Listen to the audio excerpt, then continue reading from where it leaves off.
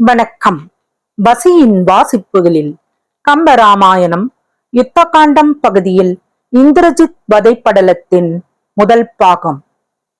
வேள்வியை முடித்துக் கொண்டு ராமலட்சுமணரையும் வானர சேனையையும் அழித்துவிட்டு வெற்றி பெருமிதத்தோடு இந்திரஜித் வருவான் என்று எதிர்பார்த்து கொண்டிருந்த சமயத்தில் உடம்பெல்லாம் புண்ணாகி குருதி வழிய தன் எதிரே வந்து நின்று அவனை கண்டதும் ராவணன் துடிதுடித்துப் போனான். மகனை பார்த்து பதறிய குரலில், மகனே, நீ தொடங்கிய யாகம் முடியவில்லை என்பதை உன் தோள்களிலே பதிந்துள்ள அம்புகளே எனக்கு சொல்கின்றன. கருடன் நெருங்கிய நாகம் போல அழிவற்ற உனது உடல் நடுங்கப் பெற்று மிகவும் தளர்ந்து நீ வந்திருக்கின்றாய். நடந்தது என்ன?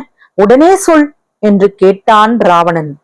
தந்தைக்கு பதில் சொல்லத் தொடங்கிய இந்திரஜித், நான் ஆராய்ந்து செய்த மாயச் செயலையெல்லாம் உன் தம்பியே பகைவருக்கு காட்டிக் கொடுத்து விட்டான். அதனால் அப்பகைவர்கள் தமது வானர சேனையுடன் நிகும்பலையில் புகுந்து எனது யாகத்தை கெடுத்து விட்டார்கள். அதை கண்ட நான் சினம் பொங்கினேன். உக்கிரமான போரை தொடங்கி முத்தேவர்களின் அஸ்திரங்களையும் பகைவர்களின் மேல் தொடுத்து விட்டேன். ஆனால் என்ன, அவற்றையெல்லாம் அந்த லக்ஷ்மணன் தடுத்து விட்டான். போரில் நின்ற லக்ஷ்மணனை திருமாலின் அஸ்திரமும் வலம் வந்து வணங்கிச் சென்றதென்றால் பின்னர் இனி வலிமையுள்ள ஆயுதமும் பகைவலை அழிப்பதற்கு நம்மிடம் இருக்கின்றனவா? ஐயனே, அரக்கர் குலம் செய்த கொடிய தீவினையாலே வெல்ல முடியாத பகையை தேடிக்கொண்டீர். லக்ஷ்மணன் கோபம் கொண்டால் தான் ஒருவனே உலகங்களையும் அழித்து முடிப்பான். முன்பு அவன் என் மீது பிரம்மாஸ்திரத்தை தொடுக்கவில்லை. அதனால் நான் உயிர் பிழைத்து திரும்பி வந்தேன். என்னால் முன்பு தொடுக்கப்பட்ட பிரம்மாஸ்திரத்தில் இருந்தும் தன்னை அவன் காத்து கொண்டான். இன்னும் உற்சாகத்துடன் போர் செய்ய வலிமை உடையவனாக நிற்கின்றான். சிறந்த தனது வலிமையினால் என்னை கொல்வதற்கும் துணிந்து தயாராக நிற்கின்றான். இப்படியெல்லாம் நடந்து விட்டதால் நான் பயந்து விட்டேன் என்று நீர் நினைக்க வேண்டாம். சீதையிடம் நீர் கொண்டுள்ள ஆசையை மட்டும் விட்டு விடுவீரானால் ராமலட்சுமணர் நம்மிடம் கொண்டுள்ள கோபத்தையே விட்டு விடுவார்கள். போர் புரிந்து நம்மை கொல்லாது திரும்பியும் சென்று விடுவார்கள்.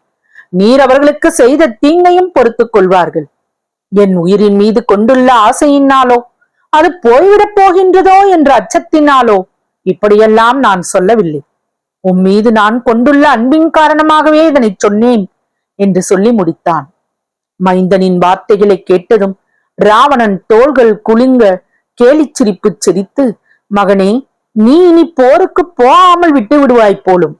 மனிதனைக் கண்டு மயக்கம் அடைந்து விட்டாய். அஞ்சாதே, வருந்தாதே. ஐயனே, எனது ஒரு விரலை கொண்டு இன்றே மனிதரை வென்று அரக்கர் குலத்துக்கு வெற்றியை தருவேன். நான் சீதையை கவர்ந்து பகை தேடிக்கொண்டது முன்பு போருக்கு சென்று இறந்தவர்கள் எல்லோரும் அப்பகையை போக்கி என்னை காப்பார்கள் என்பதனால் இல்லை. இனி உள்ள அரக்கர்களும் என் பொருட்டு பகைவரை கொள்வார்கள் என்ற துணிவினாலும் இல்லை.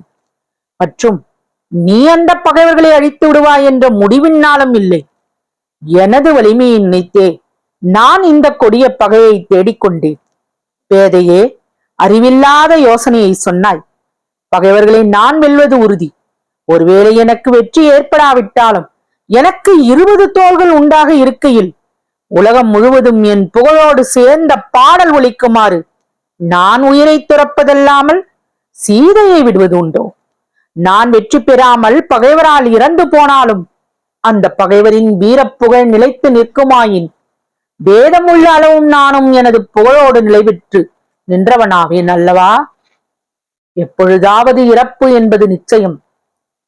அது எல்லோருக்கும் பொதுவானது. இன்றைக்கு இருப்பவர் நாளைக்கு நிச்சயம் இறந்தே தீருவார். அதுபோல புகழுக்கும் அழிவு உண்டா? சீதையை ராமனிடத்தில் நான் விட்டுவிட்டேன் என்ற உடனே தேவர்கள் வந்து என்னை கட்டிக்கொண்டு போவது அல்லாமல் நான் ராவணன் என்று நினைத்து அஞ்சு நிற்பார்களா? 10 திசைகளையும் கொடிய ஆயுதங்களையும் விட்டெறிந்து வென்றவனாகிய நான் இறந்தேன் என்றாலும் எளிமையோடு இறக்க மாட்டேன். பலவாறு சொல்வதால் என்ன பயன்? உன்னிடத்திற்கு நீ சென்று உடம்பிலே தைத்திருக்கிற அம்புகளையெல்லாம் எடுத்தெறிந்து விட்டு போர் புரிந்துள்ளதால் ஏற்பட்டிருக்கின்ற களைப்பை நீக்கி இரவை போக்குவாய் என்று சொல்லிவிட்டு தான் உட்கார்ந்திருந்த இடத்தை விட்டு எழுந்தான். பிறகு பக்கத்தில் நின்றிருந்த ஏவலரை பார்த்து, எனது தேரை கொண்டு வருக என கட்டளையிட்டான் ராவணன்.